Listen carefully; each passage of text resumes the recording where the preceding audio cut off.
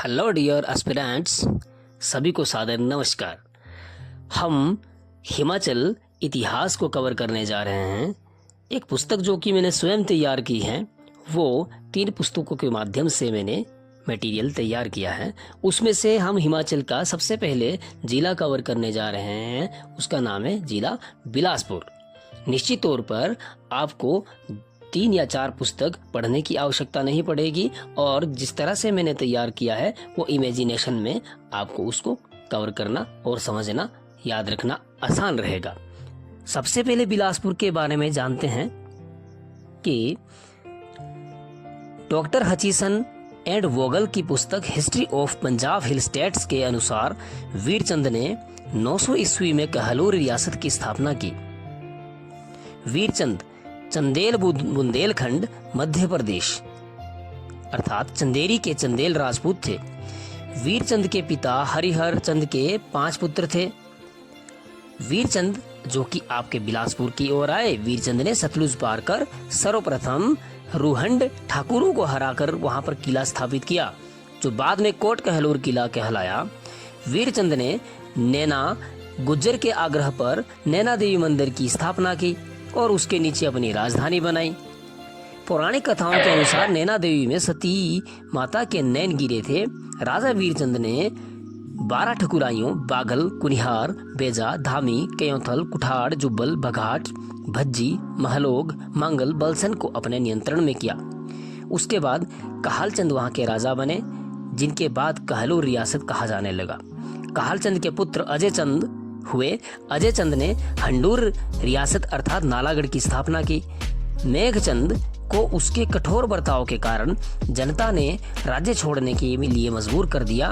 मेघचंद ने कुल्लू रियासत में शरण ली और उनके समय में इल्तुतमिश की सहायता से पुनः उन्हें गद्दी प्राप्त हो गई।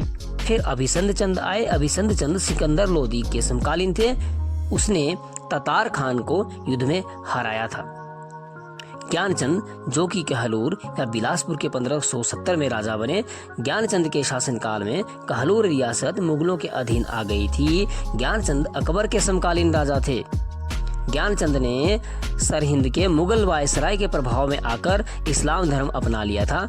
ज्ञानचंद का मकबरा आज भी किरतपुर अर्थात पंजाब में देखा जा सकता है। ज्ञानचंद के 3 पुत्र हुए, उनमें से 2 राम और भीम, जिन्होंने इस्लाम धर्म, जबकि बीकचंद ने हिंदू धर्म को अपनाया था।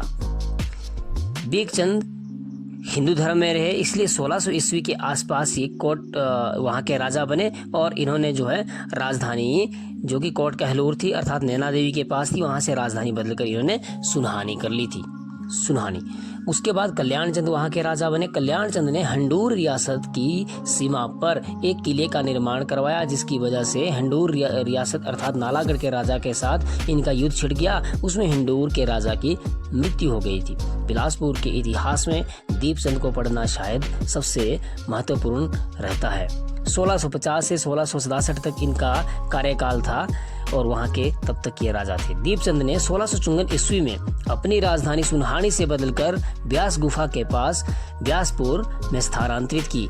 बिलासपुर शहर की स्थापना इन्होंने 1654 ईस्वी में की। दीपचंद ने धौलरा महल का निर्माण करवाया। दीपचंद ने राजा को जय देवार, राणा को राम राम और मियाँ को जय जय जैसे अभिवादन प्रथा शुरू करवाई।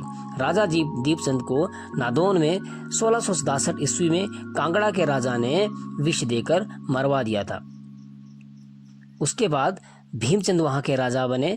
भीमचंद कहलोर रियासत के ऐसे राजा थे जिन्होंने लगभग 20 वर्षों तक गुरु गोविंद सिंह के साथ परस्पर युद्ध लड़ा था और बार बार ये गुरु गोविंद सिंह से हारते भी गए।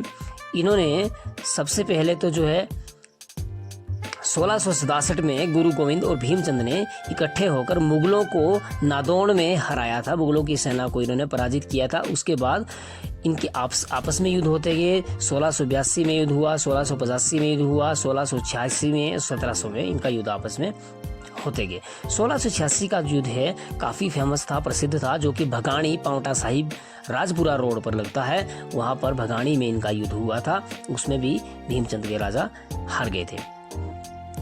जगमोहन जो बलोकड़ा है या देवराज शर्मा की जो वो पुस्तक है उसमें से भी मैंने कुछ मटेरियल लिया हुआ है। उसके अनुसार यह युद्ध किसी हाथी पर छिड़ गया था जो कि सफेद रंग का था। ये असम के राजा ने उत्तराखंड के राजा को दिया था और उत्तराखंड के राजा ने इनको भेंट किया था गुरु गोविंद सिंह को। इसलिए भीमचंद का कहना था कि ये असम के राजा को मैंने ये भेंट किया था, इसलिए हाथी मेरा है। गुरु गोविंद सिंह का कहना था कि असम के राजा ने तो मुझे भेंट किया हुआ, इस वजह से इनका युद्ध आपस में छिड़ गया था। बाद में जो है अजमेर चंद वहाँ के राजा बने। अजमेर चंद ने हंडूर की सीमा पर अजमेरगढ़ किला बनवाया था।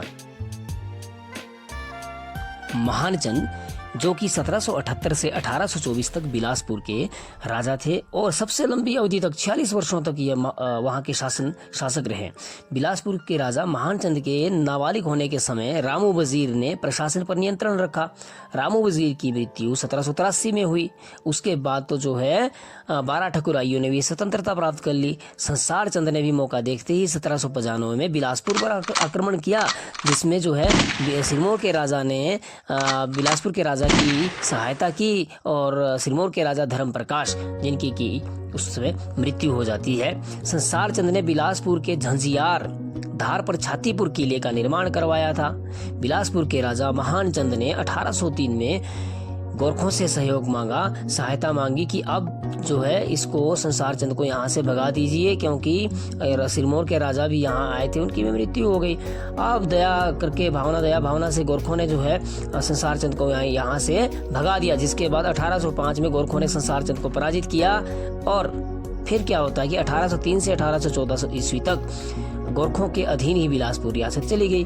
फिर ब्रिटिश जनरल डेविड ऑक्टरलोनी ने अमर सिंह थापा को, गोरखा जो कमांडर थे, उसको बिलासपुर के रतनपुर किले के पास पराजित कर लिया। बिलासपुर 6 मार्च 1815 को ब्रिटिश सरकार के अधीन आ गया। 1819 में जो है देसा सिंह मजीठिया ने भी बिलासपुर पर आक्रमण किया था। सन 1818 में संसारू वजीर को जो है राजा ने सरकारी नौकरी से निकाल दिया था। उसके बाद बिलासपुर के राजा, बिलासपुर के रियासत के इतिहास में खड़क चंद आते हैं। तो आपने सुना ही होगा कि खड़क चंद के खड़कने से खड़कती है खिड़कियां। तो बिलासपुर के राजा खड़क चंद 1824 से 1839 तक थे। खड़क चंद के शासनकाल को बिलासपुर रियासत के इतिहास में काला युग के नाम से जाना जाता है। खड़क चंद निसंतान मर गया और उसकी मौत के बाद उत्तराधिकारी के लिए संघर्ष करना पड़ा। संसारू वजीर की मृत्यु के बाद 1832 में उसका पुत्र जो है विशन सिंह वजीर बना। और ऐसा कहा जाता है कि रसल क्लार्क उस समय अंबाला के पॉलिटिकल एजेंट हुआ करते थे। मियां जंगी को खड़क चंद की मृत्यु के बाद प्रशासन का कामकाज सौंपा गया। खड़क चंद की मृत्यु के बाद उसके चाचा जगत चंद को राजा बनाया गया। राजा जगत चंद के इकलौते पुत्र थे नरपत चंद। जब उनकी मृत्यु हुई तो राजा जगत चंद जो है अपने पोते हीरा चंद को उन्होंने गद्दी सौंप दी और खुद वे वृंदावन चले गए। उसके बाद हीरा चंद ने 1857 ईस्वी के विद्रोह में अंग्रेजों की सहायता की। हीरा चंद के शासनकाल को बिलासपुर रियासत के इतिहास में स्वर्ण काल के नाम से जाना जाता है। मियां भंगी पुरगनिया हीरा चंद के समय बिलासपुर रियासत के वजीर थे। हीरा चंद ने 1874 ईस्वी में जगत खाना और स्वार घाट में टैंक का निर्माण करवाया। हीरा चंद ने सर्वप्रथम बिलासपुर में भू राजस्व सुधार किए। हीरा चंद की 1882 में जो है वो माहौली में मृत्यु हो गई। कहलूर रियासत के इतिहास में अमरचंद वहां के राजा बने, जिसके शासनकाल में बिलासपुर के गेहड़वी में झुग्गा आंदोलन हुआ। अमरचंद ने 1885 ईस्वी में रियासत के अभिलेख और वहां के जो भी कार्य था, कामकाज था, उसको देवनागरी लिपि में लिखना आरंभ किया। इनके कार्यकाल में बिलासपुर में दुमह आंदोलन हुए। फिर वहां के राजा विजय चंद बने। विजय चंद ने बिलासपुर में 1900 में रंगमहल का निर्माण करवाया। विजय चंद ने जुडिशियल फीस, स्टाम्प और कोर्ट फीस जो है शुरू की थी। इसके अलावा इन्होंने बिलासपुर शहर में पानी की सप्लाई को भी शुरू किया था। इन्होंने बहादुरपुर को अपनी जो है ग्रीष्मकालीन राजधानी बनाया था। और उनके शासनकाल में 1903 में अमर सिंह वजीर थे। प्रथम विश्व युद्ध में विजय चंद ने अंग्रेजों का साथ दिया था। युद्ध में सहायता के लिए अंग्रेजों ने KCIE और मेजर की उपाधि इन्हें प्राप्त की थी। इन्होंने अपना प्रशासन ब्रिटिश मॉडल के आधार पर शुरू किया था, परंतु इस आधार पर उनका शासन नहीं चला और 1903 के आसपास विजय चंद को बिलासपुर रियासत से निर्वासित कर बनारस भेज दिया गया। बिलासपुर के अंतिम राजा हुए आनंद चंद। आनंद चंद 1928 से लेकर 1948 तक वहाँ के राजा थे। आनंद चंद महात्मा गांधी के शिष्य थे। आनंद चंद बिलासपुर रियासत के अंतिम शासक थे। बिलासपुर को भारत में विलय का वह बहुत विरोध करते थे और चाहते थे कि स्वतंत्र अस्तित्व उनका बना रहे। बिलासपुर को 9 अक्टूबर 1948 को ग श्रेणी का राज्य और 12 अक्टूबर को आनंद चंद को बिलासपुर का पहला मुख्य आयुक्त बनाया गया। उनके बाद 2 अप्रैल 1949 को श्री चंद छाबड़ा बिलासपुर के दूसरे मुख्य आयुक्त बने थे। बिलासपुर का 1 जुलाई 1954 को हिमाचल प्रदेश में विलय हो गया। इस प्रकार वह 5वां जिला हिमाचल का बना। राजा आनंद चंद जो है लोकसभा में निर्विरोध चुने गए थे और 1957 में तथा राज्यसभा के लिए भी यहाँ चुने गए थे बिहार से 1964 में। इस तरह ये अंतिम शासक हिमाचल के थे।